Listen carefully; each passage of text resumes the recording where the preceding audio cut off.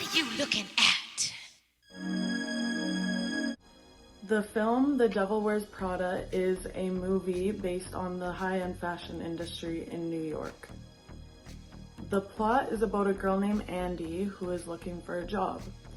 Andy wasn't very interested in the fashion industry but came across a job as an assistant for the harsh and demanding boss Miranda. Miranda's role as a leader was as a boss of a fashion magazine called The Runway. Her motivation was to be the best in the industry and did not want anyone or anything to get in her way. Miranda was definitely more feared than she was respected, and she certainly did not have positive relationships with her employees. Andy took this job because she believed that one day Miranda would help her get her dream job as a journalist at The New Yorker. Throughout the movie, Andy tends to Miranda's outrageous requests. Andy's family and friends became concerned about the toll that the job is taking on her life. Andy would be up at all hours of the night taking requests. One time, Andy had to get Miranda's twin daughters the unreleased version of Harry Potter, and as you can imagine, it's a near impossible task. But Andy was able to complete the task, and when she did, she felt as though Miranda was very unappreciative and didn't really thank her or anything. She just kind of had brushed it to the side. But there was a time when Andy was not able to complete a request, and she had felt as though Miranda acknowledged it a lot, and Miranda was kind of only acknowledging any of the bad things that Andy had done and wasn't very appreciative of the good things she was doing.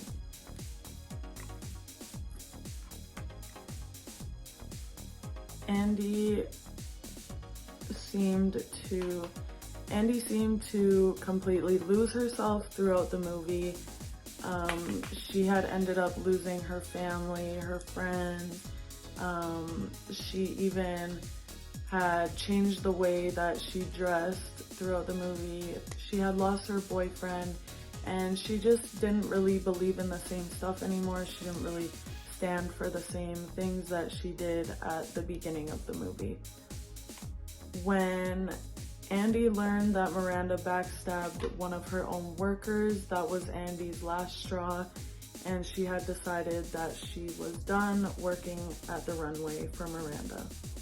So Andy had decided to pack up her things and go back to New York, where she had rekindled with her boyfriend, and she decided to look for her dream job at the New Yorker. So when Andy had applied there, she had gotten a reference from Miranda, where Miranda had said that Andy was by far one of her biggest disappointments, but if the New Yorker does not hire her, they would be stupid. This goes to show that although Andy had felt very unappreciative, she definitely was very appreciated by Miranda, and Miranda obviously did appreciate everything that she was doing for her. A time that Miranda may have struggled to have been a leader was when her husband had filed for divorce. She actually became very vulnerable with Andy and had opened up to her, but when Andy had, tried to comfort her, she quickly dismissed it and became very back to business as usual. So Miranda was definitely more of a cold-hearted person and didn't really like to talk about feelings. She didn't really like close relationships, but she definitely did know how to get the job done because she was one of the best in her industry. Describe the leader's leadership quality and style. In the movie The Devil Wears Prada, Miranda Priestley was one of the main characters playing in the major leadership role. This leader possesses many strong personality characteristics, most of which can be interpreted as a bad leader.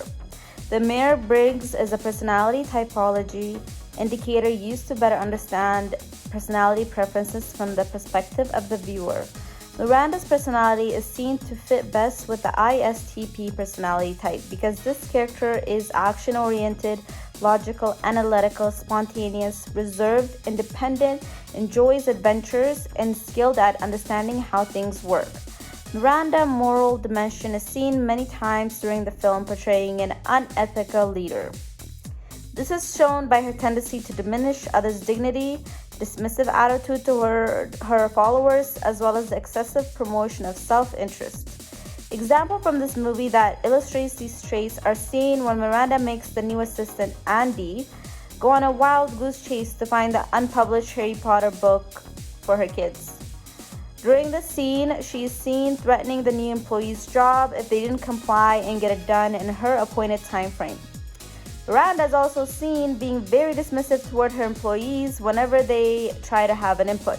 She famously would use to shut down her followers were, "That's all," at the end of all her requests, giving no room for them to say anything further.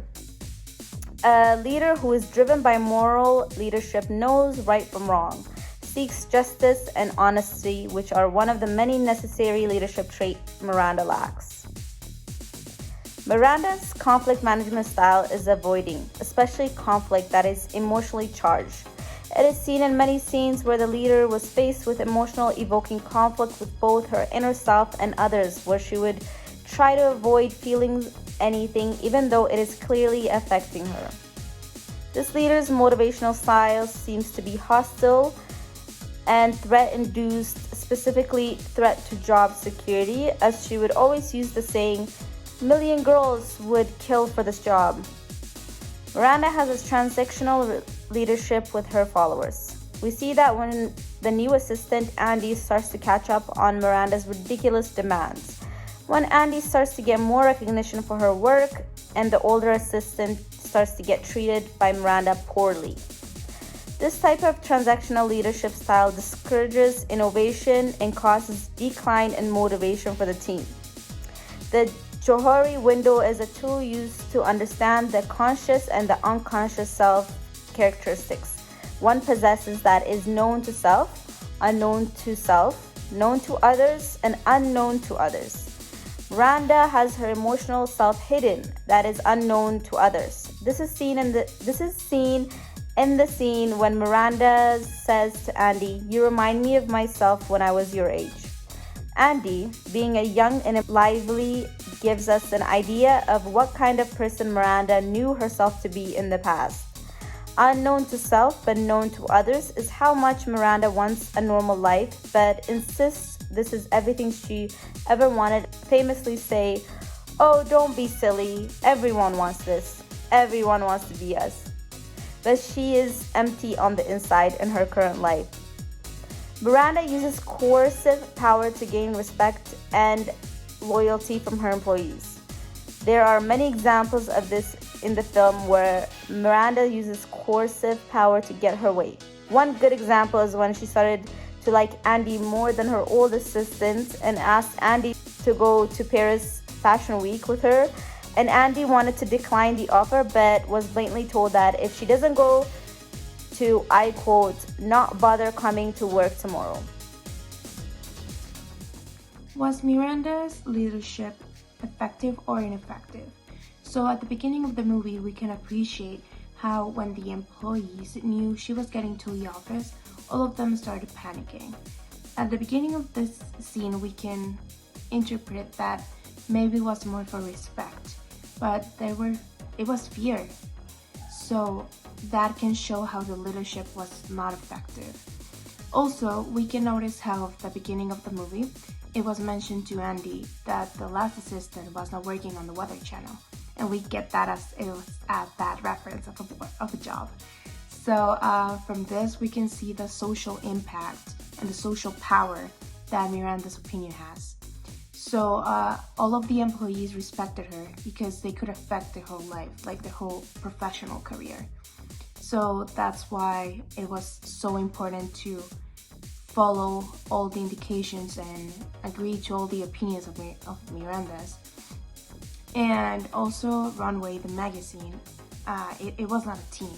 Like whatever Miranda said, it should get done. So that's not really a team, and that doesn't show any good leadership from her part. How does the leader, in this case Miranda, create and maintain a vision for the work challenge they were facing in the film? So they were working to make Runway successful, right? But what was the price for this? So the workplace behaviors and qualities, we can observe that the employees didn't feel valued, like their opinions didn't matter, and there was no openness of Miranda to listen to any new ideas. Also, we can notice how Nigel mentioned to Andy that Miranda was not gonna give her a golden star for any good idea that she had. So this was really hard for Andy at the beginning because she just started working there and she didn't knew anything about Miranda before. So this made it really hard for her at the beginning. Miranda also could have done better by being open and giving feedback to the employees. Like we can see on one of the scenes of the movies that they were discussing some type of for a runway they were having, and it was like seasonal colors and all of that, and Miranda just declined all of the ideas and judged those ideas as well. So what Miranda could have done differently in that scenario was, if it was not a good idea, explain the reason why. So for the next time, the employees can have a better background of what she's looking for and her expectations. That way they can keep collaborating with Miranda's ideas and can really work as a team and work together to succeed. How have they created and sustained a culture within the team, organization, or environment in which they are working, and how it was demonstrated in the film?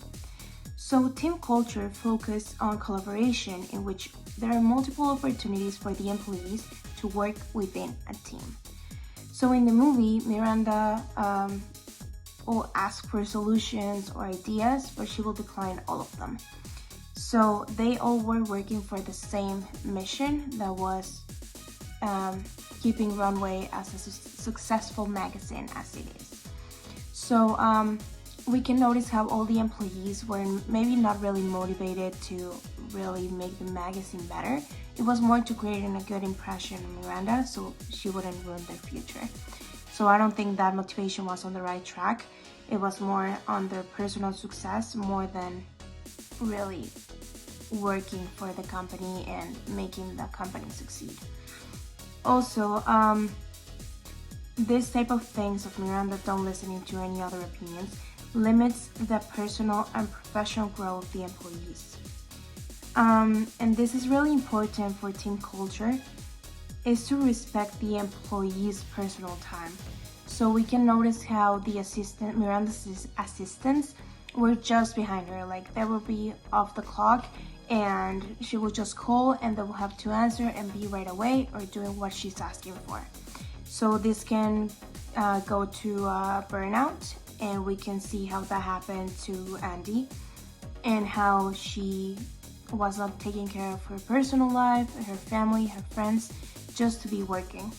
It's really important to keep a balance between work and your personal life, which this was really clear in the movie. It was not being respected. How has the leader encouraged change within the context of their work? At the level, if the change implemented was individual, group, or organization. So we can observe that Miranda didn't support a change. We can see that she could change everyone's personal, professional plans just so she could acquire hers. And everything was at her own time and her own agenda. Also, we can notice how the Runway team wanted to fire her, and Miranda didn't know about it at first, but she discovered it. So they wanted to give this job, Miranda's job, to someone that could do the same job, just on a cheaper panorama. So when Miranda discovered this, it was on the main Paris event, in which one of her dear friends, Kevin, was getting his dream job, and Miranda settled that for him. But then when she wanted to keep her own job, she ended up changing everything. So Miranda told her boss that if he fired her, she will take all the employees that will follow her. This was models, photographers, and without those photographers and models, runway will be nowhere. So this way the boss didn't have any option than keeping her and change all the plan just in that moment that the decision was gonna be announced.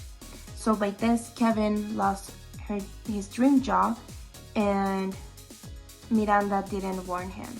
So I feel like Miranda could have at least warned her own team so it wouldn't be a surprise in front of all those people. I believe that Miranda is a good leader, just the way the industry was kind of coping her to be, to not ask the opinion of others and just doing her own thing and asking people to do what she wants. I definitely think there's a field of improvement, and we can see that she really appreciated Andy's work because she helped her giving a recommendation letter to get her dream job. In the film, Miranda Priestley's leadership style may be seen as harsh or strict, but Miranda is able to use the power of influence to command authority over her employees. Influence is the effect a leader's actions have on the attitudes, values, and actions of others. While Miranda's influence may be a little extreme, it does work for her employees. It shows that as a strong leader, you must be able to command control over your team when needed. In Miranda's case, this may not be as effective because Miranda uses fear to control and influence her employees rather than encouraging or motivating her employees to work hard. In the real world, fear does not work as well to control employees. This is because nowadays people won't put up with harsh workplace environments and it causes high turnover. If Miranda uses fear to control her employees in the real world, she would have high turnover and would most likely be cancelled by the media, as we've seen with many other companies that have powerful and well-known leaders. Another lesson we learned from the film is to always be prepared and quick on your feet.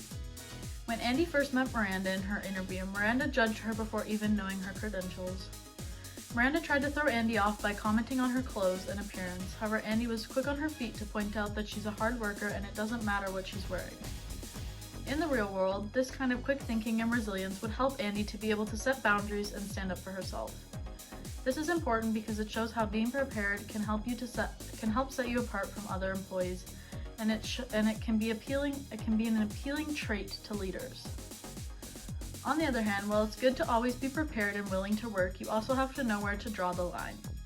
In the end of the film, when Miranda screwed Nigel out of his dream job and told Andy, "Don't be ridiculous, everyone wants this," Andy had a moral realization. Andy knew where to draw the line and knew that she didn't want to become like Miranda. Miranda stepped on people and didn't care about being ethical, she just wanted to succeed. Andy could see this now and knew that she had to leave in order to be happy. In the real world, this is sadly the reality for a lot of workers. There's a lot of people who will step on others and take them down just to promote themselves. Knowing when to step back and draw the line is an important lesson that Andy had to learn. In conclusion, there are a lot of lessons about leadership that can be taken from the movie The Devil Wears Prada. Following Miranda and Andy throughout this movie, you can learn a lot about what works and what doesn't work when it comes to such an aggressive leadership style. In the beginning, Miranda questioned Andy's ability to do well in the company because she wasn't interested or knowledgeable in fashion. However, Andy proved that she could work hard and learn fast. With help from mentors such as Emily and Nigel, Andy was able to quickly pick up on what tasks were required from her, and even eventually started knowing what was required before even being asked. She was slowly able to earn Miranda's respect and trust by showing that even though she didn't look right for the job, that she could do the work. Miranda demanded a lot from her staff, and Andy didn't let the pressure of such a high-stress environment get to her. Andy knew that even though she wasn't interested in fashion, that this job would open a lot of doors for her and allow her to get closer to her dream job. She also knew to draw a line when Miranda's ethics were blurred by her ambition. Miranda's aggressive and non-rewarding leadership only benefits herself, and she cannot see past her own ego when she has smart and capable employees. If Miranda could learn to use her strong influence to instill respect and hard work, she would see much better results from her staff. In the end, you learn that hard work and drive can set you apart from others, and that standing up for yourself in a work environment is very important.